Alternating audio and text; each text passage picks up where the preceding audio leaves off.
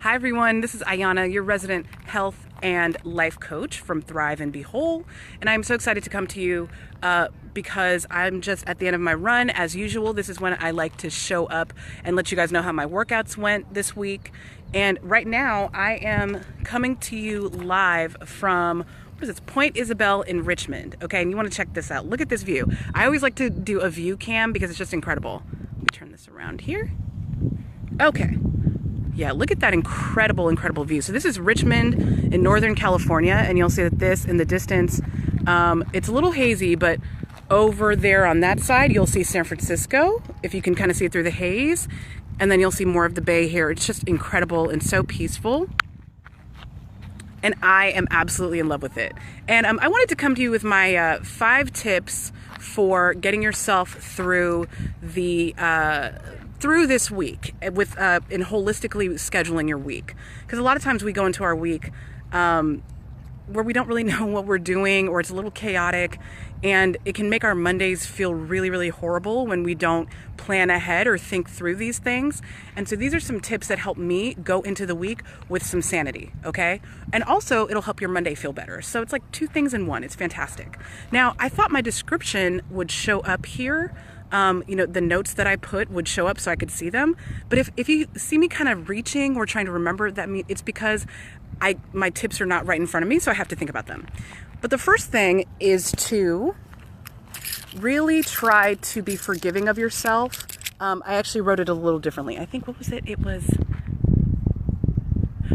something about accepting your limitations or being forgiving of forgive yourself when you mess up or make mistakes. Something to that effect. Sorry, I can't see the notes. But it's, being understanding of the fact that you are a human being. And, we always have these amazing plans about the week. I'm going to get this done. I'm going to get this done. I'm going to finish this and that and the other. I'm going to do 45 things. And then we don't get to all of them for some reason.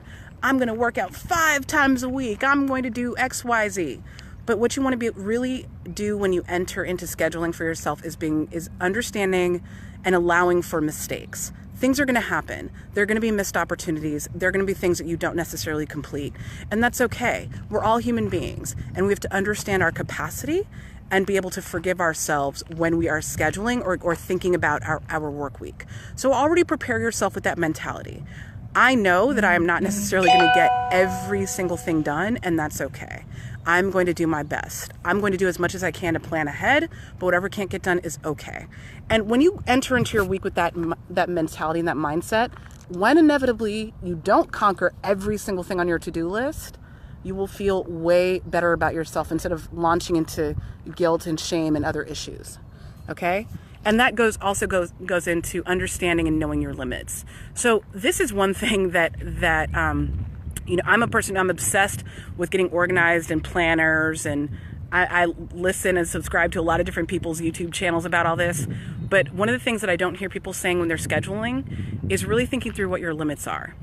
Understanding that human beings are only able to accomplish a certain number of tasks every day. It might be 4 some days, it might be 3, it might be 5, but it's not as many as we usually plan for or think we can do. Every day, I tend to write out like 10 things that I want to accomplish, and every day I only get through like half of that, right? So really being realistic with yourself and trying to ask yourself, how much can I actually get done in a day, and trying to plan for that in your week. And if you can do that, that'll save you so much mental anguish and make you feel a lot better about yourself and make yourself look at yourself realistically, okay? So that's a sanity saver. Now, the other thing let me think about number 3.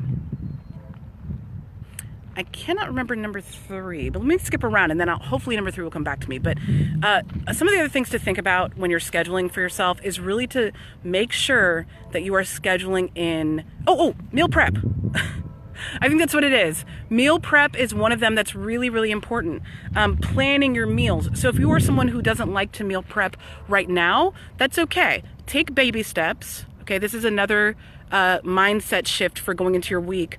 Allow yourself to take baby steps and instead of trying to take on everything at one time and trying to accomplish every single thing, as I mentioned before, okay? And the same thing goes with your health. So if you go from not meal planning to suddenly I'm going to meal plan every single meal, and that's the expectation I'm setting for myself, That might be a little difficult, okay? But just baby step your way into that point.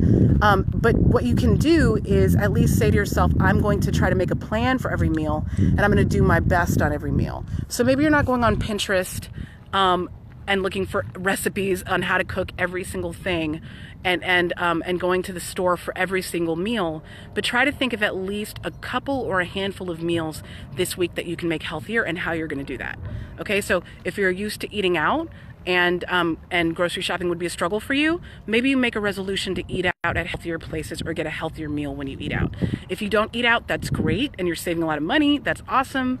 You know, maybe you make a resolution to throw 1 or 2 healthier meals into that, into your week, or 3 or 4. Okay, so you're starting off with something that feels doable and achievable when it comes to planning your meals. Okay, now I love meal planning. It took me a long time to get into it. That's why I'm saying don't beat yourself up if you're not able to do it perfectly, if you're not able to go from a level 1 to a level 5 just yet.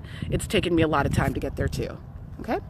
And with that, planning in movement. And when I say movement, I definitely mean movement and not exercise. Now, you might ask, what is the difference between movement and exercise? I'm glad you asked. I'll tell you.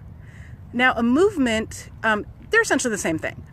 But movement is a gentler word, and it has different connotations. You know, some people hear exercising and working out and they think it's got to be tough and I got to run and I got to do, 6 miles. I got to do this. But if you just say movement, movement is freedom. Movement means move your body however you feel you need to move it, and schedule in 20 to 30 minutes of that a day, whether it's walking to start off with, whether it is doing a workout class, whatever will be easier and make the most sense for your schedule. Okay. And then finally, the last thing is schedule, although it should have been number 1, really, but scheduling in fun. Schedule in some fun. You deserve it, okay? You have time. This is your time before the week starts to schedule in some fun. You need the downtime. I talk about this all the time, but experts recommend that we need 20 to 30 minutes of self-care time every day, which is really just the bare minimum. You can do this. Schedule in some self-care time for yourself and some fun. And I also just want to say I have a free resource. This is a tool that I give to clients to help them work through their schedules, and there's a whole list, a checklist of the different things you need to think about in order to schedule your week in a holistic and helpful way. And so if you know that would be helpful to you, definitely put like a yes in the comments, or you can message me. I will add you to my mailing list, and I'll also personally email you that resource as well. Okay? All right. I hope you guys all have a wonderful, wonderful week. If you really make sure that you're thinking about these 5 things as you schedule your time, it'll be the best possible week. But remember, do all things with baby steps. If it feels too overwhelming, that means you've taken on too much. Try to take on one small baby step at a time. Okay? You can do this. Bye.